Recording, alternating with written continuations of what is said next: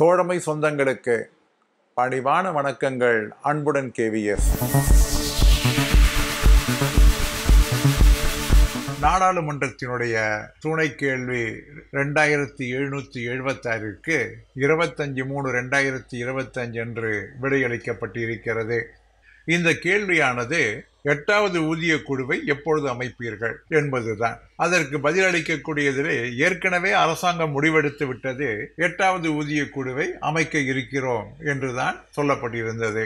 எந்த தேதியிலே இந்த ஊதிய குழுவினுடைய அமைப்பானது ஏற்படும் மற்றும் இதற்கான டேர்ம்ஸ் ஆஃப் ரெஃபரன்ஸ் என்பது என்ன, அதாவது இந்த குழு பரிசீலிக்க வேண்டிய அந்த வரையறைகள் என்ன என்பது குறித்து மிக விரைவிலே முடிவெடுக்கப்படும், இன்னும் முடிவெடுக்கப்படவில்லை என்று அந்த பதிலிலே சொல்லப்பட்டிருக்கிறது.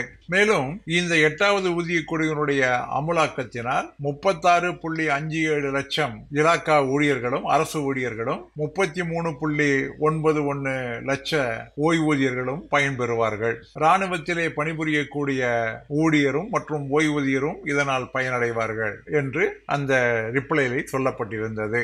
மற்றொரு கேள்வி 17/3/2025 அன்று கேள்வி எண் 235க்கு லோக்சபாவிலே, அது ராஜ்யசபா லோக்சபாவிலே நிதியமைச்சர் அவர்கள் இந்த டேர்ம்ஸ் ஆஃப் ரெஃபரன்ஸ் என்பது நாளடைவிலே விரைவிலே அது முடிவு செய்யப்படும் என்றும், இந்த 8வது ஊதிய குழுவினுடைய பரிந்துரைக்கக்கூடிய அந்த டேர்ம்ஸ் ஆஃப் ரெஃபரன்ஸ் என்பது முக்கியமான பலருடைய கருத்துக்களை கேட்டு அனுப்பப்பட்டிருக்கிறது, அவைகள் வந்த பின்னால் அது முடிவு செய்யப்படும் என்றும் பதில் சொல்லியிருக்கிறார்கள்.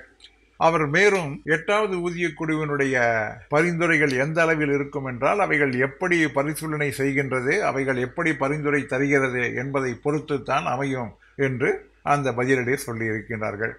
ஏற்கனவே டெல்லி மாநில தேர்தலின் பொழுது அந்த 8வது ஊதிய குழு அமைக்கப்படும் என்கின்ற இந்த அறிவிப்பானது மிகப்பெரிய தாக்கத்தினை அளித்தது. அதற்கு பின்னால் கடந்த 3 மாதங்களாக ஒரு மிக பெரிய அமைதி. இந்த டேர்ம்ஸ் ஆஃப் ரெஃபரன்ஸ் முடிவு செய்வதிலோ அல்லது உடனடியாக ஒரு கெசட் நோட்டிஃபிகேஷன் போட்டு ஒரு ஊதிய குழுவை நியமிப்பதிலோ அரசாங்கம் இவ்வளவு சுணக்கமோ அல்லது தயக்கமோ காட்டிட வேண்டிய தேவையில்லை என்பது என்னை போன்ற ஒரு சாமானியருடைய பார்வை. மேலும் இந்த விவரங்களை பார்க்கின்ற பொழுது இந்த 8வது ஊதிய குழுவின் மூலமாக பயனடையக்கூடிய ஊழியர்களுடைய எண்ணிக்கை 36.57 லட்சமாக இருக்கும். ஓய்வூதியர்கள் 33.91 லட்சமாக இருக்கும் என்று சொல்லப்பட்டிருக்கிறது. சற்று 7வது ஊதிய குழுவை பார்த்தால் ஓய்வூதியர்களுடைய எண்ணிக்கை என்பது அதிகம், பயன்பெற்ற இலாக்கா ஊழியர்கள் என்பது குறைவாக இருந்தது. இதனுடைய தாக்கம் எதனால் ஏற்பட்டிருக்கிறது என்பதை பார்த்தால், இந்த நேஷனல் பென்ஷன் ஸ்கீம் NPS என்கின்ற திட்டம் வந்த பின்னாலே கடந்த 21 ஆண்டுகளாக ஓய்வூதியம் என்பது தரப்படாத காரணத்தினால் ஏற்கனவே இருக்கக்கூடிய ஓய்வூதியர்கள் எல்லாம் அவர்களுடைய ஒரு வயதிற்கு பின்னால் அதை தொடர முடியாமல் மறுத்தி போவதனால் ஏற்பட்டிருக்கக்கூடிய ஒரு வெற்றிடம்தான். இப்படியே போனால் இன்னும் ஒரு 20 ஆண்டுகளுக்கு பின்னால் ஓய்வூதியம் என்பது யாருக்கும் வழங்க வேண்டிய தேவையில்லை என்கின்ற நிலை ஏற்படும் என்பதுதான் நாம் இதனால் புரிந்து கொள்ள முடிகிறது.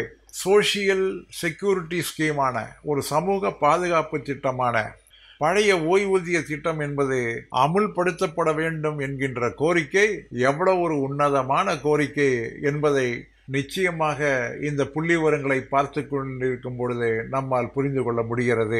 என்ன செய்வது பார்ப்போம். வருங்காலத்திலே மாற்றங்கள் நிகழாமலா போகப் போகிறது? மாற்றங்கள் என்பது தவிர்க்க முடியாதது. ஆனால் அதே நேரத்திலே இந்த ஊதிய குழு அமைப்பதிலே இன்னும் தயக்கம் காட்டுவதையோ அல்லது சுணக்கம் காட்டுவதையோ நிச்சயமாக JCM ஸ்டாஃப் சைடு அனுமதித்திடக்கூடாது. உடனடியாக ஊதிய குழு அமைக்கப்பட வேண்டும் என்கின்ற ஒரு வேண்டுகோளை வலிந்து வற்புறுத்திட வேண்டும் என்கின்ற என்னுடைய வேண்டுகோளை வைக்கின்றேன். என்ன தோழர்களே, மீண்டும் சந்திப்போமா? அன்புடன் KVS.